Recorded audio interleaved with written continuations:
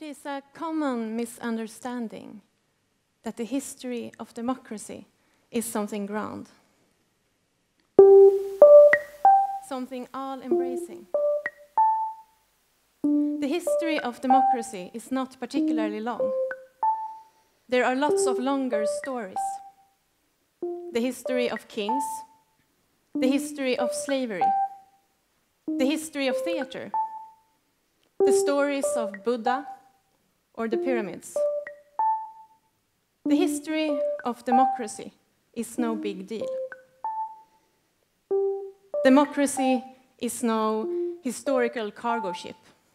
It's no Finland ferry. Democracy is more like a little boat, a raft even. And we are small creatures on that raft. And the history of mankind is like the sea, the ocean. And the raft tries to make its way. Sometimes it capsizes, and our bodies are eaten by the waves. Sometimes it lists badly, and are left drifting outside the coastlines of Europe. And no land is in sight, and the sky is endless. And the sea is a sea of blood.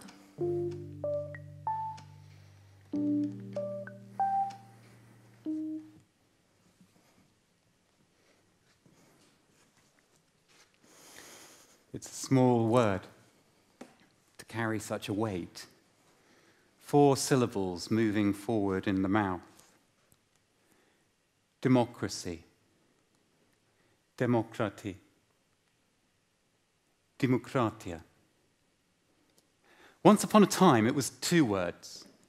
Demos, meaning people. Kratos, meaning power. And then in Athens, 25 centuries ago, those 2 words were put together. Now, the people who got to hold power in Athens, even when it called itself a democracy, were a special category of people. Free men, owners of property. No women. No propertyless men. No slaves. We know that. And sometimes we remember, too, that there have been other cultures that have had traditions of participatory, deliberative decision-making with long histories. Still, every time we use the word democracy, we are drawing on a story about what it means for people to take power in their hands. What it means for us to achieve freedom, to be able to take part in shaping the societies in which we live. A story which claims its origin in Greece all those centuries ago. This story is central to Europe's idea of itself. The dream of Europe is bound up with the dream of democracy. Even if the history of Europe, above all the history of Europe's role in relation to much of the rest of the world, casts long shadows over those dreams.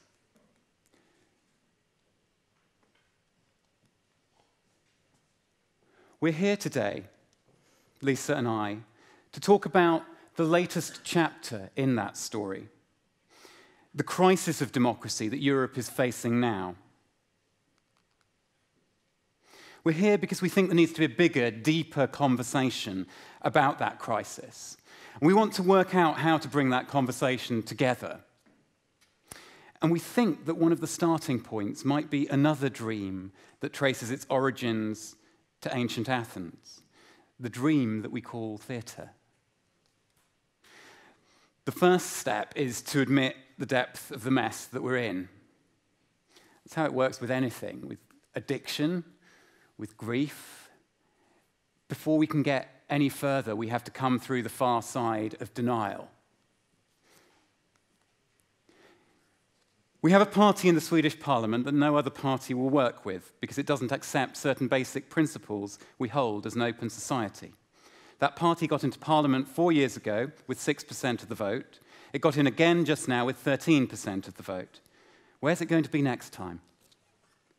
In Britain, where I come from, a similar party came first in the European elections. In France, a far-right party came first in the European elections, and 2 months ago, for the first time, it led an opinion poll for the French presidency. Now, here's the thing. These people are not the problem. If you think that these people represent the problem, the crisis of European democracy, then you haven't grasped how deep a mess we're in. These people are not the problem, they're just one of its most unpleasant symptoms. There are other symptoms, and some of the symptoms I'm going to show you you might find hopeful or absurd or vaguely worrying. But what I'd ask you to do is put them together, look at them alongside each other, and start to see the picture that this makes. This is the Yes campaign in Scotland that came within a few points of winning Scottish independence and breaking up the UK. This is Beppe Grillo's 5-star movement in Italy. Russell Brand's declaration that there is going to be a revolution live on the BBC. That was watched by 12 million people on YouTube within a week. The Indignados demonstrations in Spain that dwarfed anything that happened with Occupy Wall Street. There were somewhere between 6 and 8 million people in Spain who took part in these demonstrations in the squares that summer. Here's a photo that my friend Smari sent me from Iceland last week. That's outside their parliament. There's 5,500 people there. 5,500 people is quite a lot in Iceland. Now, here in a place like Uppsala, we could hold a seminar on the causes and the consequences and the connections of all of this that would keep us talking till the end of next semester. For now, let's just say that something larger is going on than just a wave of protests or a surge of support for outsider parties. Something that's got to do with our democratic institutions and their ability to cope with the social and economic forces that are shaping people's lives. And all of these things that we've been looking at, I'm suggesting, are some of the symptoms, and you're probably already thinking of other symptoms. Now, one person who has spent years studying this is a guy called Professor Colin Crouch of the University of Warwick. He tells a story about this. His story is that we're heading towards what he calls a post-democratic society. A post-democratic society is one where the structures of democracy are still operating, but they've become hollow shells. They no longer exercise restraint over the powerful. They no longer seem to be in touch with people's everyday lives. The results of referendums get ignored. The financial markets can require elected leaders to be suspended and unelected experts installed in their place. This is not a counsel of despair. Recognizing the depth of the mess we're in is the beginning, not the end.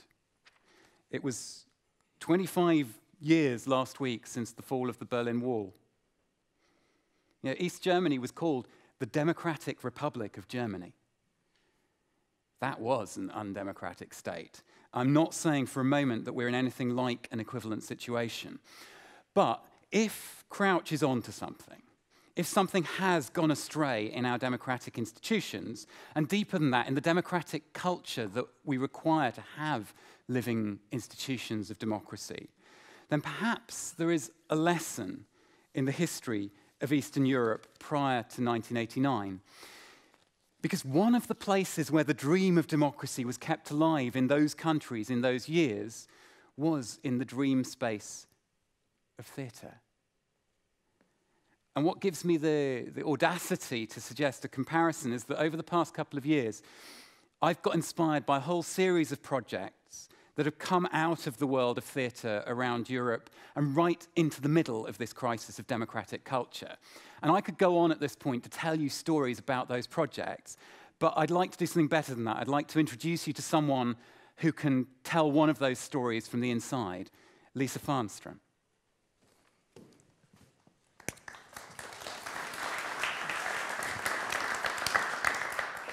Hello again.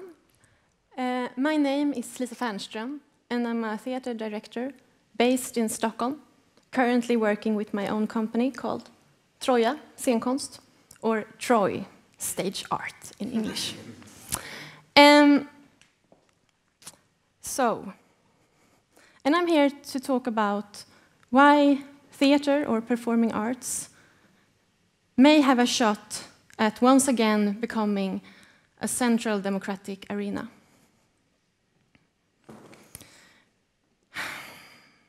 I believe that art has the capacity to open up inner spaces.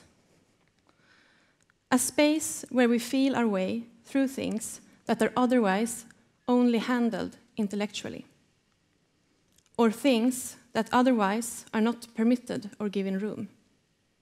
A space where other kinds of questions or answers are allowed, other feelings or desires, other dreams.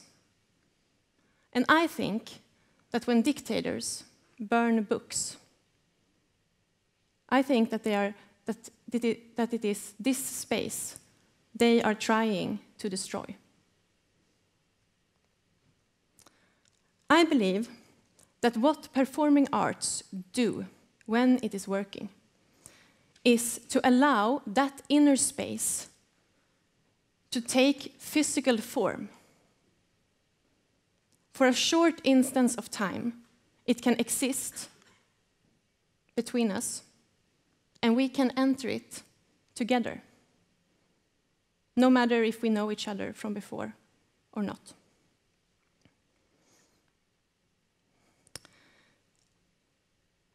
That's why we make theatre. In my definition, theatre is... Now we're stuck. Theatre is a group of people who gathers in a space to talk about what is going on in their hearts, in their lives, or in society. And the space is not only the physical room, it is all the artistic tools. It is the video projection, the music, the telling of stories or myths, the singing. I think what we did just before, when we did this one tune together, I think this was like one amazing experience of creating a room together. And for me,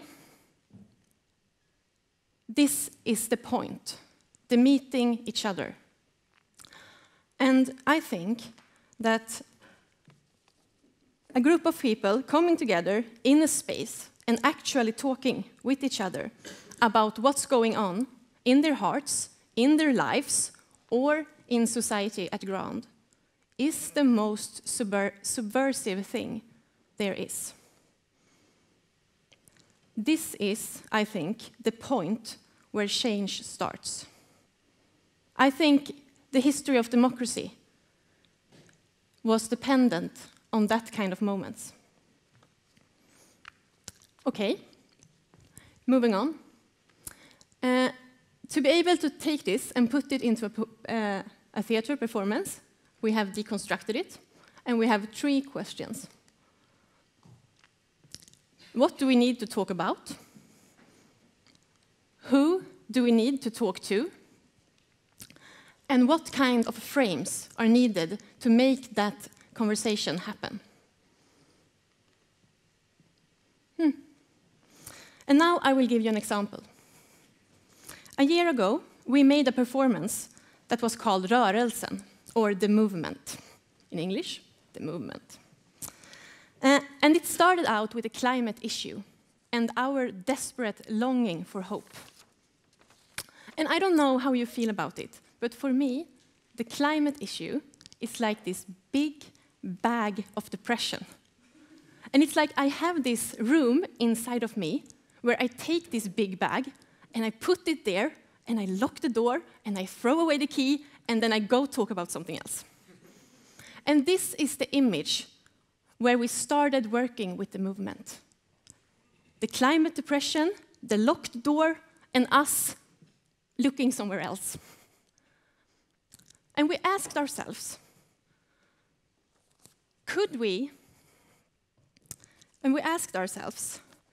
would it be possible for us to create a space where people, like people in general, could go and together, as a group, slowly open that door and start to look upon what's inside and talk about it.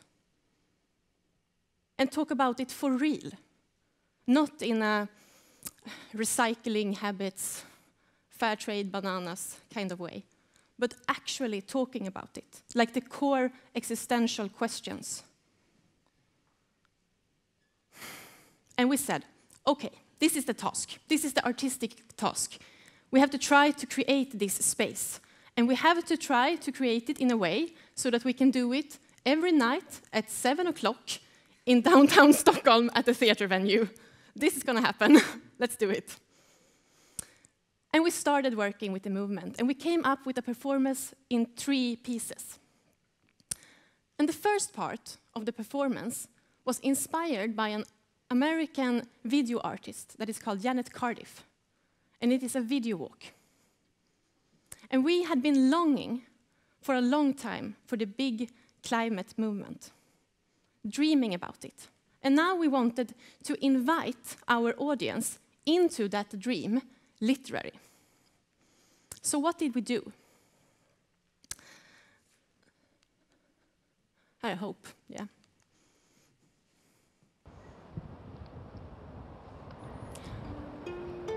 What if we could grasp the seriousness of today's climate problems? What if we organized and started a movement?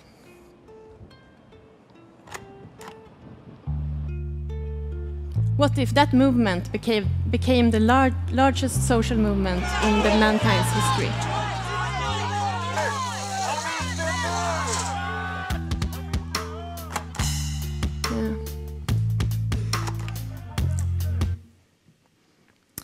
Yeah.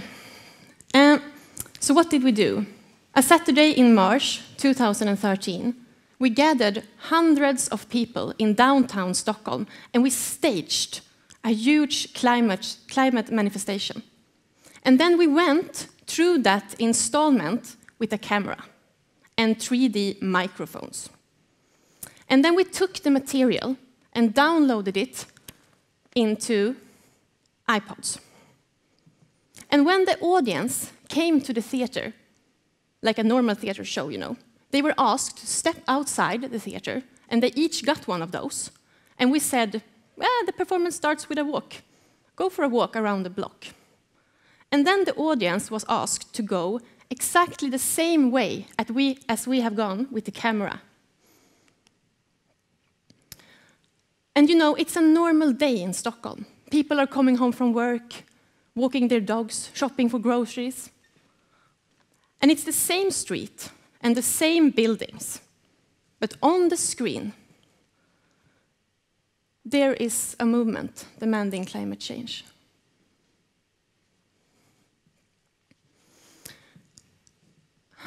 After the video walk, the audience entered the theater building, where we had built a replica of the Swedish debate program called Debatt. And the actors were playing the stereotype characters of today's climate discourse. You know, you have the angry activist, you have the business leader, you have the polite politician, staged. And then they were playing up today's climate discourse. And you know, it's like a ping pong game. People scoring points of each other, making good TV like this, fast, ping, ping, ping, ping, ping, ping, ping. And we just kept going, you know. The audience realized what was happening, and then we just kept going and going and going with this debate format. And then after like 45 minutes of these arguments just going like this, we started to deconstruct the format. And the lights went up, and the camera team left the cameras, and the actors did a clothes swap. And then they came out to the audience and said, what if we were to have this conversation for real? Right here, right now. What if we were actually going to talk about this? And they introduced this small game, which is simple. They said, I will make a statement, and if you agree, you raise your hand. It's very simple. We can try it now.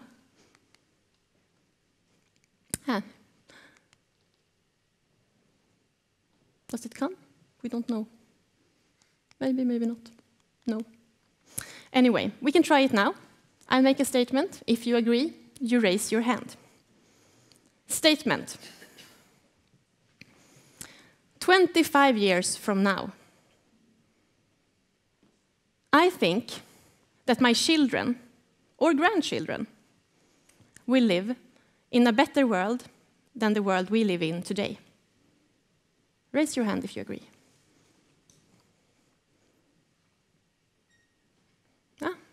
Quite hopeful audience today. And after that, we played this game with the audience. And then we started talking with them.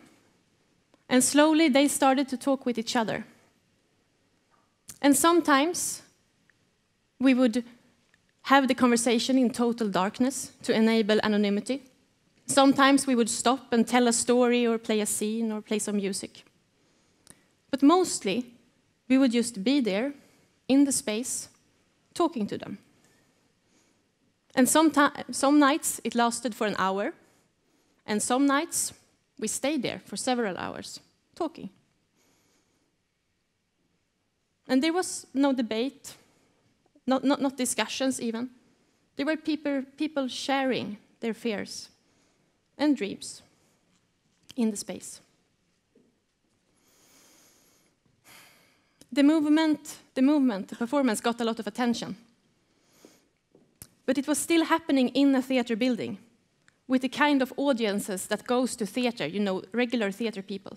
And we wanted to take it further. We wanted to talk to everyone.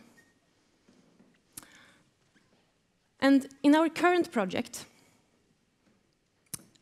we have left the theater building and went out into the classrooms. It is called The History of the Swedish Democracy.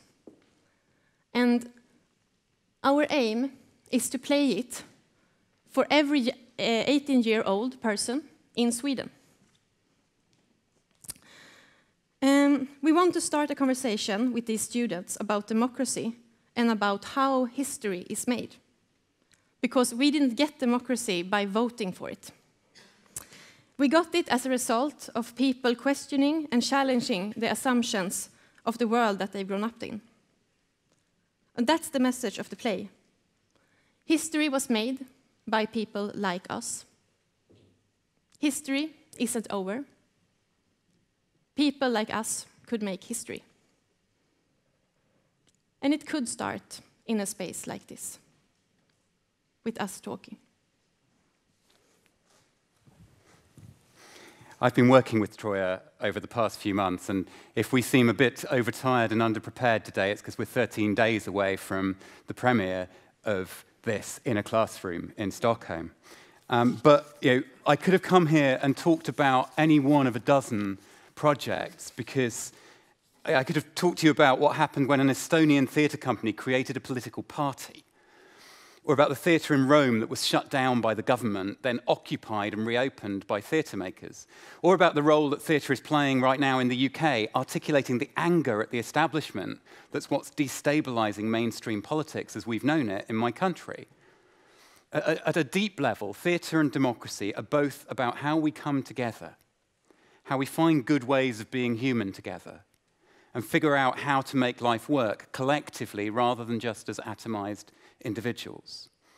And that's especially true of the kind of theatre that Lisa has been doing and that she's been describing here. Not the kind of political theatre that just wants to deliver a message to the audience, but the kind that starts a conversation involving all of us.